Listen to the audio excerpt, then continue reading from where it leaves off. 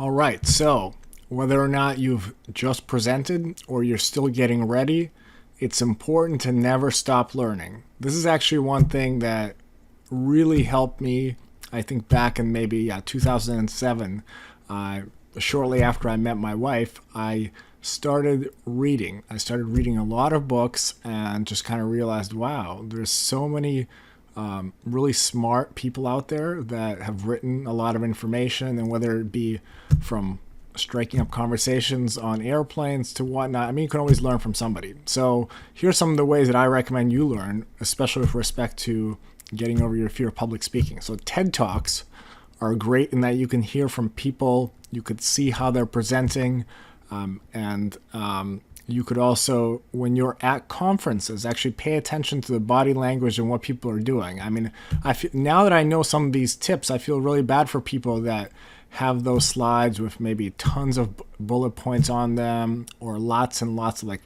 a whole paragraph. I mean, you really want to stay away from that.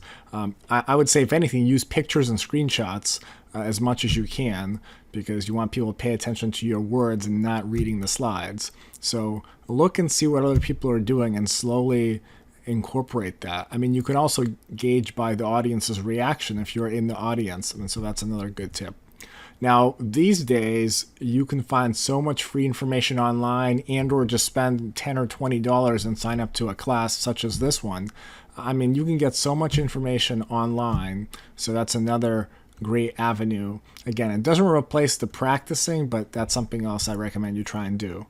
Now, for myself personally, I certainly use these avenues.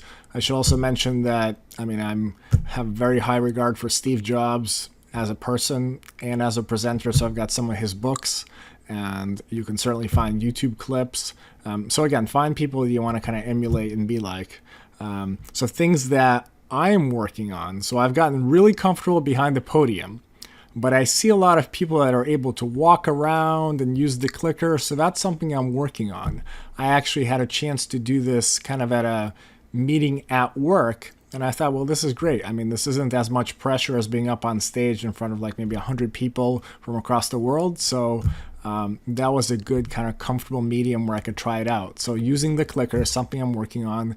And I don't think I've tried using a laser pointer at all, but it was convenient because at one of the conferences I spoke at, as a gift, I basically got a clicker/laser pointer. So I see a lot of people are very comfortable with it because I'm kind of thinking, okay, what happens if my hand shakes and so forth. So again, these are things that I'm working on. I'm certainly working on getting better at presenting, but these are things I recommend you could also try and see how it works out for you. So good luck.